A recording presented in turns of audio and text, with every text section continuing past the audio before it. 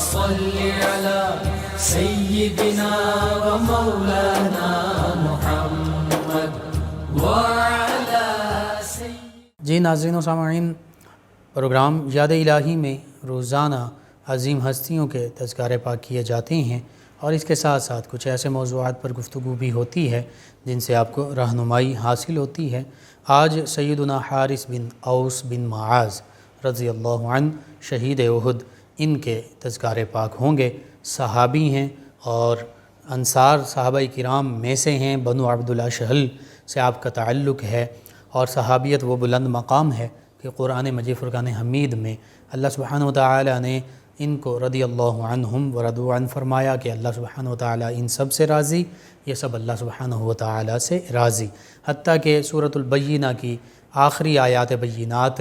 یہ بھی صحابہ کرام علیہم الرضوان کی خاص طور پر عظمت، شان اور رفعت بیان کر رہی ہیں۔ اللہ سبحانہ وتعالی نے فرمایا ان الذین آمنوا وعملوا الصالحات اولئک ھم خیر البریہ، فرمایا بے شک جو لوگ ایمان لائے اور جنہوں نے اعمال صالحہ کیے، نیک اعمال کیے، فرمایا کہ یہ سبھی لوگوں میں سب سے بہتر لوگ ہیں۔ تو یوں ان آیات بینات کے اولین مصداق وہ صحابہ کرام علیہم الرضوان ہیں، چونکہ قرآن مجید فرقان حمید کے براہ راست مخاطب اور اولین مخاطب بھی صحابہ کرام علیہم الرضوان ہی ہیں۔ تو یوں اللہ سبحانہ وتعالی فرما رہا ہے کہ یہ نبی کریم صلی اللہ علیہ وآلہ وسلم کے جو ایمان یافتہ، معیت یافتہ صحابہ کرام علیہم الرضوان ہیں، یہ ایمان والے بھی ہیں، یہ اعمال صالحہ سر انجام دینے والے بھی ہیں، اور فرمایا اولئک ھم خیر البریہ، یہی سب سے بہتر لوگ ہیں۔ اور اس میں کوئی شک نہیں، خیر القرون قرنی، جب نبی محتشم صلی اللہ علیہ وآلہ وسلم نے ارشاد فرما دیا تو سب سے بہتر عہد مبارکہ، سب سے بہتر زمانہ، سب سے بہتر لوگ وہی ہیں جو ایمان کے ساتھ نبی کریم صلی اللہ علیہ وآلہ وسلم کی معیت اور رفاقت میں آ گئے۔ وہ ایمان میں بھی کامل ہیں، وہ اعمال میں بھی کامل ہیں، وہ اخلاص میں بھی کامل ہیں، وہ جس زندگی کے پہلو پر آپ غور کرتے جائیے، نام لیتے جائیے، سبھی پہلوؤں میں، سبھی معاملات میں وہ کامل ہیں۔ اسی لیے ساری کائنات میں بعد از انبیاء کرام علیہم السلام جو عظیم ہستیاں ہیں وہ صحابہ کرام علیہم الرضوان ہیں۔ تو فرمایا اولئک ھم خیر البریہ، یہی بعد از انبیاء سب سے بہتر لوگ ہیں۔ تو یوں صحابہ کرام علیہم الرضوان کی عظمت، ان کی رفعت، ان کی شان، ان کا مقام، ان کے بلند و بالا جو مقام ہے، اعظم درجہ بھی جسے فرمایا کہ اعظم درجے والے یہ صحابہ کرام ہیں، بڑے درجوں والے، بڑے مقام والی یہ ہستیاں ہیں۔ اسی طرح صحابہ کرام علیہم الرضوان کی عظمت اور شان کے بارے میں اس سے آگے فرما دیا کہ اللہ سبحانہ رضی اللہ عنہم ورضوا عنہ، اللہ سبحانہ وتعالی ان سے راضی ہے اور یہ اللہ سے راضی ہیں، اور یہاں تک فرما دیا وَأَعَدَّ لَهُمْ جَنَّاتٍ تَجْرِي مِن تَحْتِهَا الْأَنْهَارُ خَالِدِينَ فِيهَا أَبَدًا۔ ان ہستیوں کے لیے چونکہ یہ اللہ سبحانہ وتعالی سے راضی ہیں تو رضی اللہ عنہ، اسی لیے ہم کہتے ہیں کہ اور ورضوا عنہ، فرمایا کہ اللہ ان سے راضی، یہ اللہ سے راضی، تو جب اللہ ان سے راضی ہے تو ہم کہتے ہیں رضی اللہ عنہ، اللہ ان سے راضی ہو، اللہ ان سے راضی ہے۔ تو یہی کلمات جو ہیں اللہ سبحانہ وتعالی نے قرآن مجید فرقان حمید میں بھی ارشاد فرما دیے، اور ساتھ فرما دیا کہ صرف اللہ ان سے راضی ہی نہیں بلکہ ان کے لیے تو وہ باغات، وہ جنتیں تیار کر رکھی ہیں جن کے نیچے نہریں، ندیاں رواں دواں ہیں، جن کے نیچے نہریں بہتی ہیں، اور فرما دیا خالدین فیہا ابدا، یہ ان جنتوں میں، ان جنتی باغات میں ایک دن کے لیے نہیں، تھوڑے سے عرصے کے لیے نہیں، بلکہ وہ زندگی جو اخروی زندگی ہے وہ عبدالآباد کے لیے ہے، وہ ہمیشہ ہمیشہ کے لیے ہے۔ تو بس ان ہستیوں کا جنت میں، ان جنتی باغات میں ٹھکانہ بھی ہمیشہ ہمیشہ کے لیے ہے، عبدالآباد کے لیے ہے۔ یعنی یہ صحابہ کرام کی عظمت اور رفعت اور شان ہے کہ ان کو اللہ سبحانہ وتعالی نے ہمیشہ ہمیشہ کے لیے اپنی رضا بھی عطا فرما دی، یہ ہمیشہ ہمیشہ کے لیے اللہ سبحانہ وتعالی سے راضی بھی ہو گئے، اور ہمیشگی کی جنتیں جو ہیں، وہ جنتی باغات جو ہیں وہ انہی کے لیے تیار کیے گئے، اور ہمیشہ ہمیشہ ساری زندگی، چونکہ وہاں پہ تو زندگی ختم ہونے کا کوئی تصور ہی نہیں، یہ دنیاوی زندگی ہے، یہ اس دنیا کی زندگی ہے کہ جو چند سالوں کے بعد 10 سال 20 سال 30 40 50 60 70 سال کے بعد چاہے کوئی 100 سال کا بھی ہو جائے تو یہ دنیاوی زندگی ہے جو ختم ہو جاتی ہے، لیکن اخروی زندگی جو ہے وہ کبھی بھی ختم نہیں ہوگی، وہ ہمیشہ رہنے والی زندگی ہے۔ تو اس اخروی زندگی میں اللہ سبحانہ و تعالیٰ فرما رہا ہے کہ پھر ان کے لیے ہمیشگی کی جنتیں ہیں، ہمیشگی کے جنتی باغات ہیں اور ہمیشہ ہمیشہ وہاں رہیں گے۔ اور پھر ساتھ یہ بھی فرما دیا کہ ان عظیم ہستیوں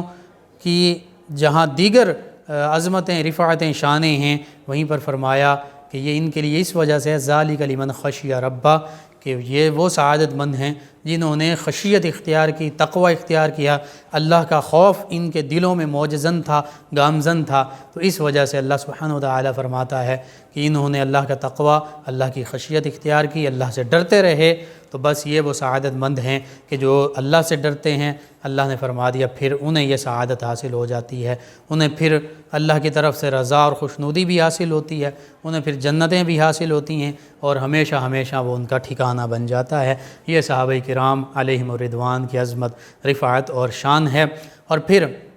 صحابہ کرام علیہم الرضوان کی عظمت اور شان پیارے آقا مولا صلی اللہ علیہ وآلہ وسلم نے کیسے خوبصورت انداز سے بیان فرمائی، یہاں تک فرما دیا کہ تم ان کے برابر نہیں ہو سکتے اور میرے صحابہ کرام کے معاملے میں اللہ سے ڈرتے رہا کرو۔ اور فرمایا کہ تم اگر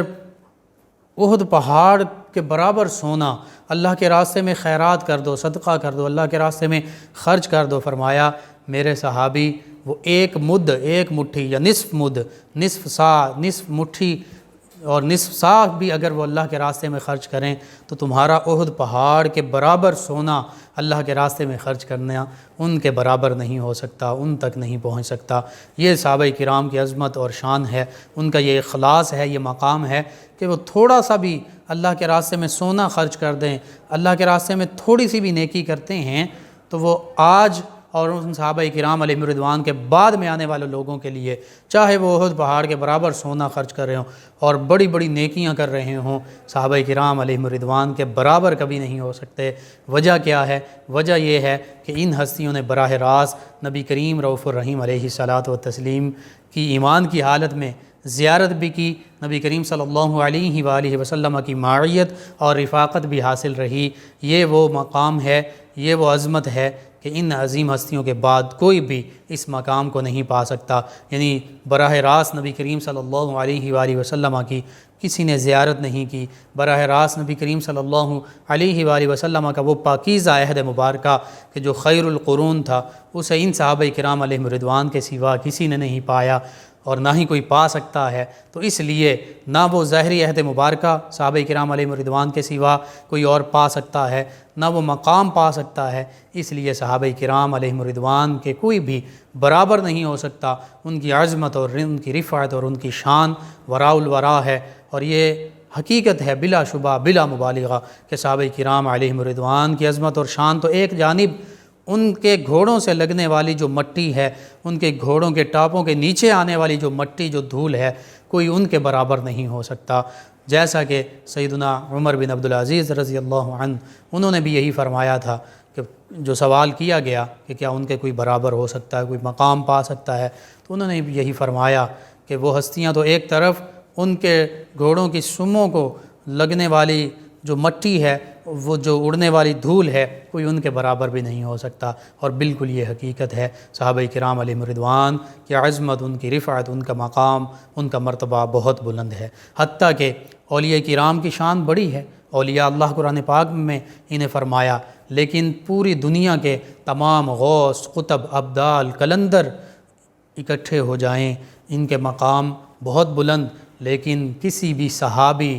کہ گرد راہ کو بھی نہیں پا سکتے۔ یہ مقام ہے صحابی رضی اللہ عنہ، ایک صحابی کا، اسی لیے تو انہیں نجوم ہدایت فرمایا۔ اور پھر صحابہ کرام علیہم الرضوان میں دو بڑے گروہ ہیں، ان کا تذکرہ بھی اللہ سبحانہ و تعالی نے قرآن مجید فرقان حمید میں فرمایا۔ وہ کون سے گروہ ہیں؟ ایک مہاجرین کا گروہ ہے، ایک انصار کا گروہ ہے، اور انہی دونوں عظیم گروہوں کے بارے میں، اور خصوصاً ان گروہ میں سے جنہوں نے سب سے پہلے ایمان لانے میں سبقت اختیار کی، سب سے آگے بڑھ گئے، سب سے آگے تھے، سب سے پہلے موجود تھے، فرمایا سورہ توبہ میں والسابقون الاولون من المہاجرین والانصار والذین اتبعوہم بإحسان رضی اللہ عنہم ورضوا عنه وأعد لهم جنات تجری تحتها الأنہار خالدین فیہا ابدا ذلک الفوز العظیم۔ یہاں پر بھی یہی ارشاد فرما دیا کہ جو سورہ بینہ میں فرمایا،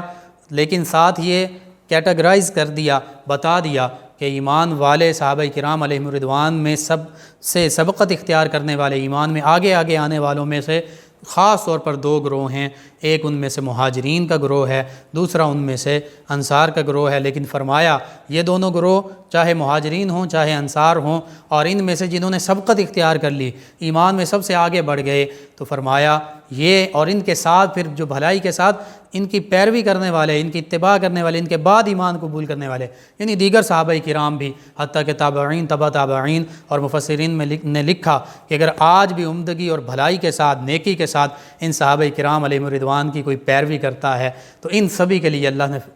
وعدہ فرما دیا کہ اللہ ان سب سے راضی، اور یہ اللہ سے راضی، اور انہی کے لیے جنتیں تیار کی گئیں جن کے نیچے نہریں بہتی ہیں، ہمیشہ ان میں رہیں گے۔ وہی بات ریپیٹ کر دی یہاں پر جو سورہ بینہ میں ارشاد فرمائی تھی، اور پھر ساتھ فرما دیا کہ یہی سب سے بڑی کامیابی ہے، یعنی صحابہ کرام علیہم الرضوان کی عظمت اور شان اور ان کے تصدق سے پھر ان کی پیروی کرنے والے جو مہاجرین انصار صحابہ کرام سبقت لے جانے والے، پھر ان کی پیروی کرنے والے دیگر مہاجر اور انصار صحابہ کرام، حتیٰ کہ اس کے بعد فرمایا جو ان کی اتباع کرنے والے، اگر صرف اتباع کے لفظ کو دیکھا جائے تو تابعین، تبع تابعین اس میں شامل، لیکن اگر اس کو وسیع معنی میں دیکھا جائے تو اس سے مراد یہ ہے کہ آج بھی اگر کوئی بندہ مومن، کوئی مسلمان صحابہ کرام علیہم الرضوان کے ساتھ محبت کرتا ہے، اخلاص کے ساتھ، محبت کے ساتھ ان کی پیروی کرتا ہے، تو پھر فَبِأَيِّهِمُ اقْتَدَيْتُمْ اهْتَدَيْتُمْ، یہ اسی اللہ کے فرمان کی تشریح بھی ہے، توضیح بھی ہے اور تفصیل بھی ہے۔ قرآن کریم کی اس آیت کریمہ کی تفسیر بھی ہے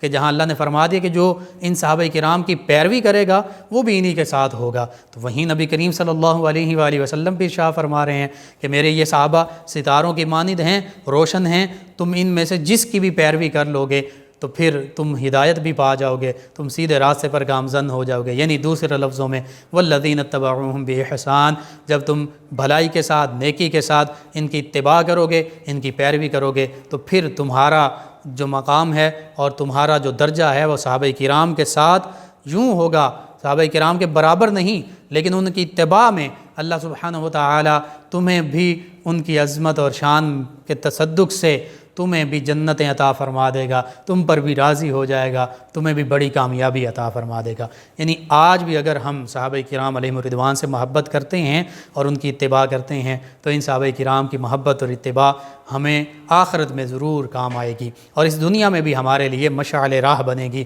ہماری زندگی گزارنے کے لیے ہمارے لیے خوبصورت ایک نمونہ بھی اور خوبصورت لائحہ عمل بھی، خوبصورت راستہ بھی ہمارے سامنے موجود ہے۔ اور یہ بھی دیکھیے کہ آج بھی اور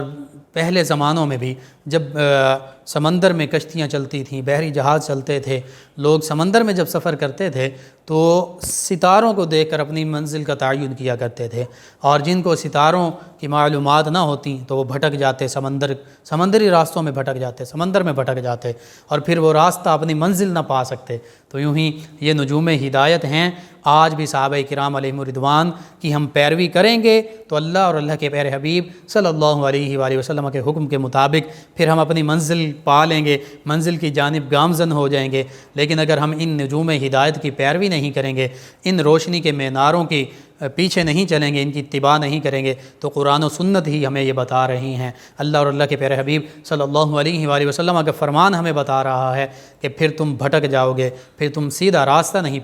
پا سکو گے، پھر تم اپنی منزل پر نہیں پہنچ سکو گے۔ تو آج بھی اگر ہم اپنی منزل پانا چاہتے ہیں، اپنی منزل تک پہنچنا چاہتے ہیں، تو بلا شبہ صحابہ کرام علیہم الرضوان سے ہمیں دل و جان سے بڑھ کر ان سے محبت بھی کرنا پڑے گی اور ان کی اتباع اور پیروی بھی کرنا پڑے گی۔ چونکہ مہاجرین اور انصار صحابہ کرام کی بات ہو رہی ہے، مہاجرین صحابہ کرام کی بھی بڑی عظمت اور شان، والذین آمنوا وہاجروا وجاہدوا فی سبیل اللہ اولئک یرجون رحمت اللہ۔ تو یوں اللہ سبحانہ وتعالی نے کئی مقامات پر مہاجرین صحابہ کرام کی عظمت اور شان بھی بیان فرمائی، کئی مقامات پر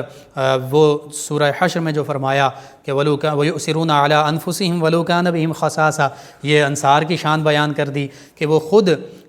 ضرورت مند ہوتے ہیں لیکن وہ ایثار کرتے ہیں، مواخات مدینہ کے موقع پر انصار صحابہ کرام نے اپنا سب کچھ 2 برابر حصوں میں تقسیم کیا، ایک حصہ خود رکھا، دوسرا حصہ اپنے مہاجر بھائی کو دے دیا، صحابی رضی اللہ عنہ کو دے دیا۔ اس کا تذکرہ بھی قرآن مجید فرقان حمید میں آ گیا۔ اور پھر جہاں حدیث مبارکہ میں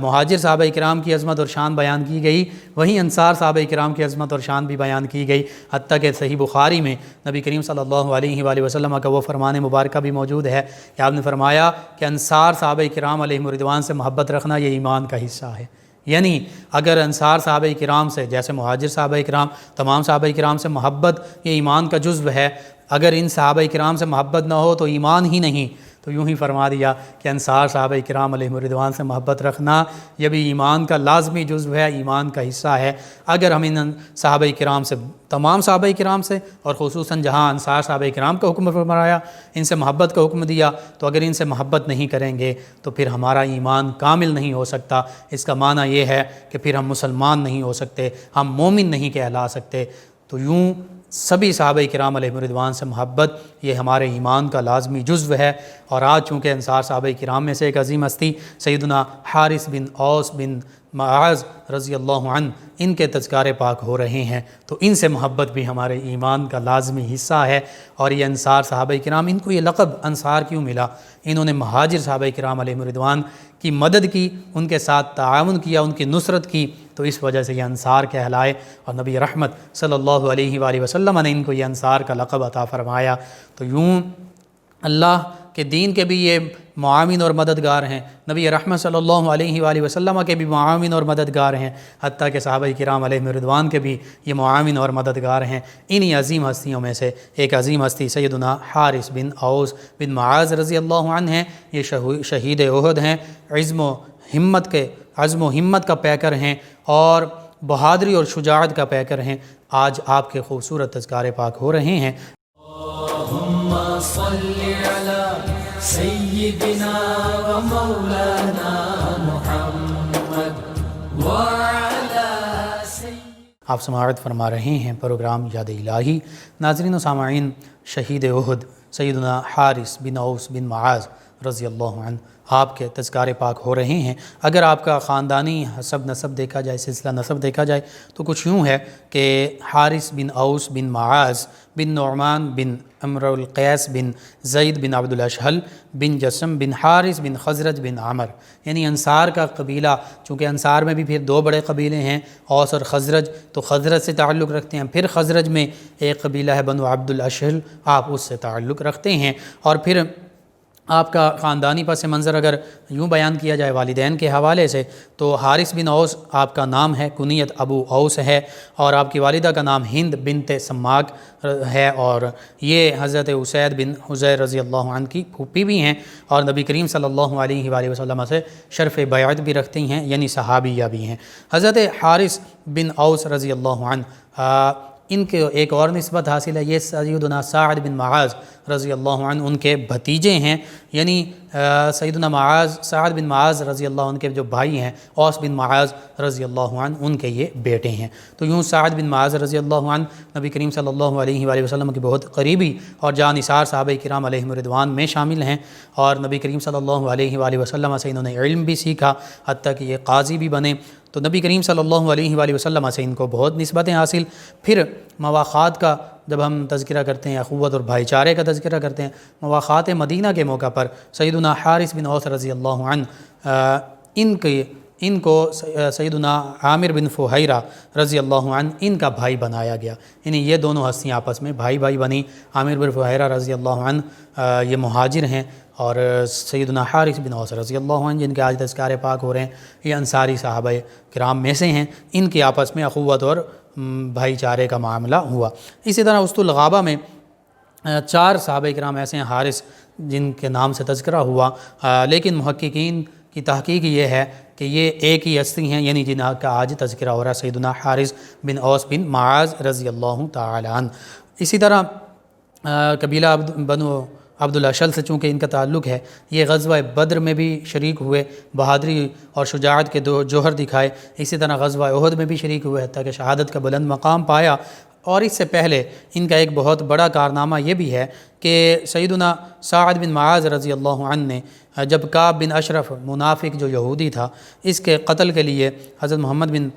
مسلمہ جب روانہ ہوئے تو سعد بن معاذ رضی اللہ عنہ بھی ساتھ شامل ہیں، اور اس کے ساتھ ساتھ ان کے بھتیجے جن کا آج تذکرہ ہو رہا ہے سیدنا حارث بن اوس بن معاذ رضی اللہ عنہ، یہ بھی ان کے ساتھ شامل تھے۔ اور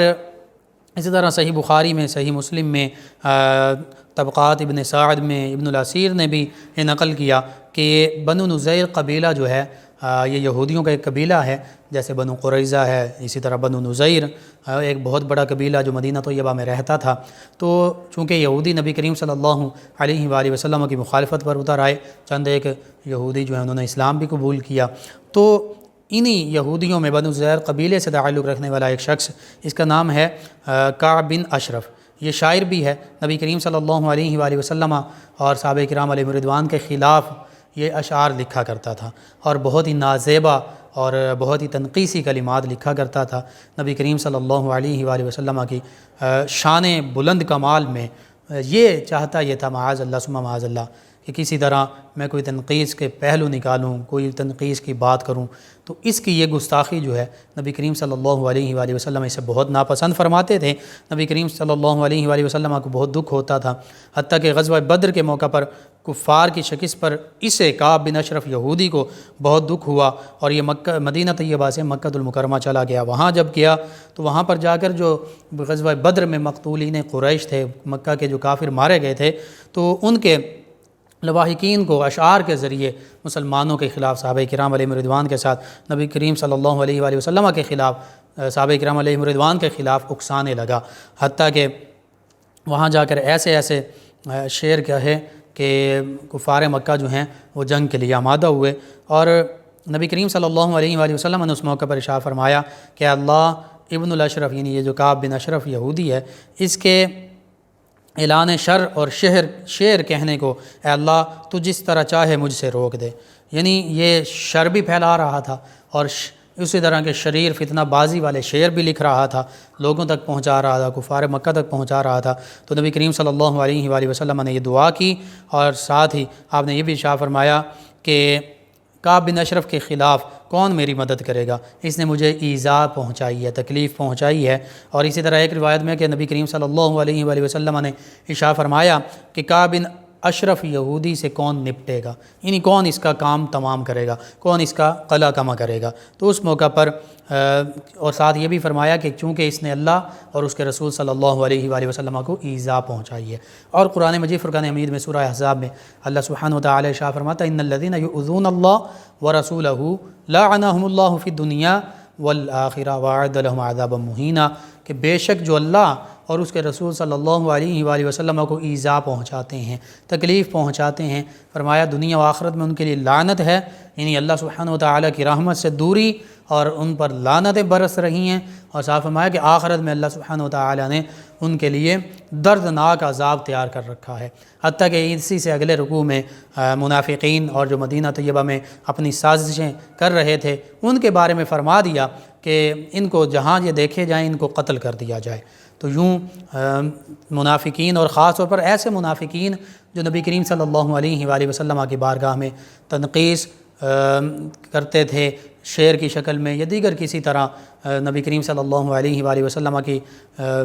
کو معاذ اللہ گالیاں نکالا کرتے تھے، تو یوں ان کے بارے میں قرآن مجید فرقان حمید میں بھی یہی حکم، اور نبی کریم صلی اللہ علیہ وآلہ وسلم نے بھی یہ حکم ارشاد فرما دیا کہ کون اس سے نپٹے گا، چونکہ یہ نبی کریم صلی اللہ علیہ وآلہ وسلم کے ساتھ گستاخی کا معاملہ کر رہا ہے، گستاخ رسول ہے، تنقیص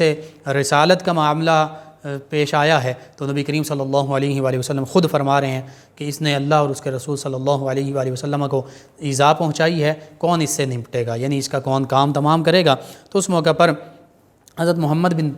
مسلمہ رضی اللہ عنہ، یہ صحابی رسول ہیں، انہوں نے عرض کیا یا رسول اللہ صلی اللہ علیہ وسلم میں ہوں، یا رسول اللہ صلی اللہ علیہ وسلم میں اس سے نپٹوں گا، میں اسے قتل کروں گا۔ تو نبی کریم صلی اللہ علیہ وآلہ وسلم نے محمد بن مسلمہ رضی اللہ عنہ کو، کعب بن اشرف کو، ان کو یہ اجازت دے دی صحابی رسول محمد بن مسلمہ رضی اللہ عنہ کو کہ بس آپ کعب بن اشرف یہودی کو قتل کر دیں۔ تو یوں نبی کریم صلی اللہ علیہ وآلہ وسلم کی اجازت سے محمد بن مسلمہ رضی اللہ عنہ اور پھر ان کے ساتھ سیدنا حارث بن اوس رضی اللہ عنہ یہ بھی شامل ہیں، انہوں نے مل کر کعب بن اشرف یہودی کو قتل کیا، حتیٰ کہ اس دوران محمد بن مسلمہ رضی اللہ عنہ جو ہیں انہوں نے کھانا پینا چھوڑ دیا۔ نبی کریم صلی اللہ علیہ وآلہ وسلم نے دیکھا تو پوچھا کہ اے محمد بن مسلمہ کیا معاملہ ہے؟ تو عرض کرنے لگے یا رسول اللہ صلی اللہ علیہ وسلم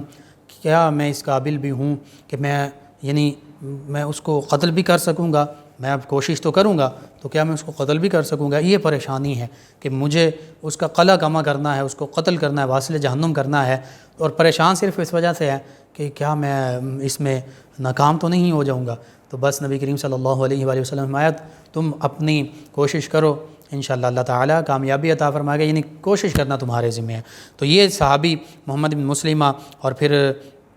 انہوں نے حضرت سعد بن معاذ رضی اللہ عنہ سے مشورہ بھی کیا، تو مشورہ کیا تو اس موقع پر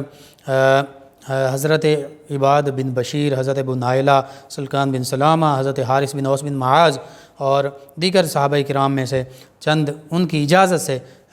نبی کریم صلی اللہ علیہ وآلہ وسلم نے انہوں نے اجازت لی، ان صحابہ کرام نے، اور نبی کریم صلی اللہ علیہ وآلہ وسلم کی اجازت سے یہ کعب بن اشرف یہودی کو قتل کرنے کے لیے روانہ ہوئے، حتیٰ کہ کعب بن اشرف یہودی کو محمد بن مسلمہ اور حضرت حارث بن اوس رضی اللہ عنہ انہوں نے مل کر اس کو واصل جہنم کر دیا۔ اور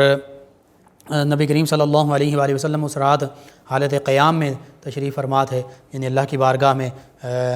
نوافل ادا کر رہے تھے، عبادت میں مصروف تھے۔ تو جب کعب بن اشرف یہودی کو قتل کر دیا ان صحابہ کرام علیہم رضوان نے، تو جب یہ واپس آئے تو مسجد نبی کے دروازے پر نبی کریم صلی اللہ علیہ وآلہ وسلم موجود ہیں، اور جب انہوں نے قتل کیا تھا اس موقع پر بھی تکبیر، نعرہ تکبیر کی، اللہ اکبر کی آوازیں بلند کر رہے تھے۔ نبی کریم صلی اللہ علیہ وآلہ وسلم نے اس موقع پر ہی حالت قیام کے دوران سنی اور بہت خوش ہوئے۔ جب یہ واپس آئے نبی کریم صلی اللہ علیہ وآلہ وسلم مسجد نبوی میں ہی تشریف فرما تھے، تو مسجد نبوی کے دروازے پر انہوں نے صحابہ کرام علیہ رضوان نے نبی کریم صلی اللہ علیہ وآلہ وسلم کو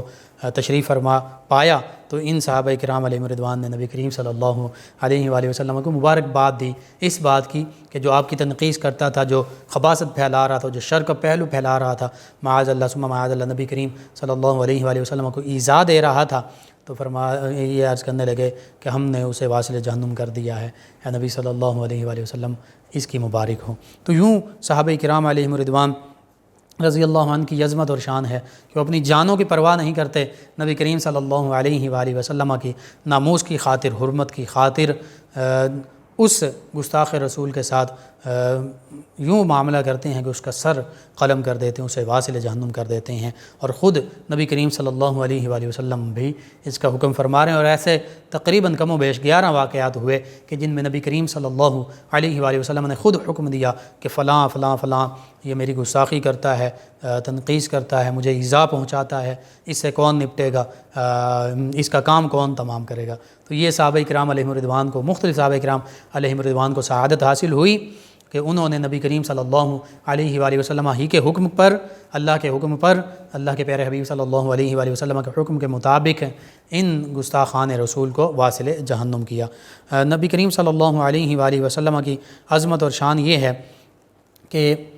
نبی کریم صلی اللہ علیہ وآلہ وسلم کو اللہ سبحانہ وتعالی نے تمام مخلوقات میں سب سے افضل و اعلیٰ، برتر و بالا پیدا فرمایا ہے، اور صحابہ کرام کی عظمت اور شان یہ ہے کہ صحابہ کرام علیہم رضوان آپ کی عظمت اور شان کو دل و جان سے تسلیم کرتے ہوئے اس پر ایمان بھی لاتے ہیں، آپ سے ایسی محبت رکھتے ہیں کہ انہیں اپنے تن من دھن کی پرواہ نہیں ہوتی، اپنے مال جان اولاد کی پرواہ نہیں ہوتی، حتیٰ کہ اپنی جان کی پرواہ نہیں ہوتی، صرف اور صرف نبی کریم صلی اللہ علیہ وآلہ وسلم کی انہیں پرواہ ہوتی ہے۔ نبی کریم صلی اللہ علیہ وآلہ وسلم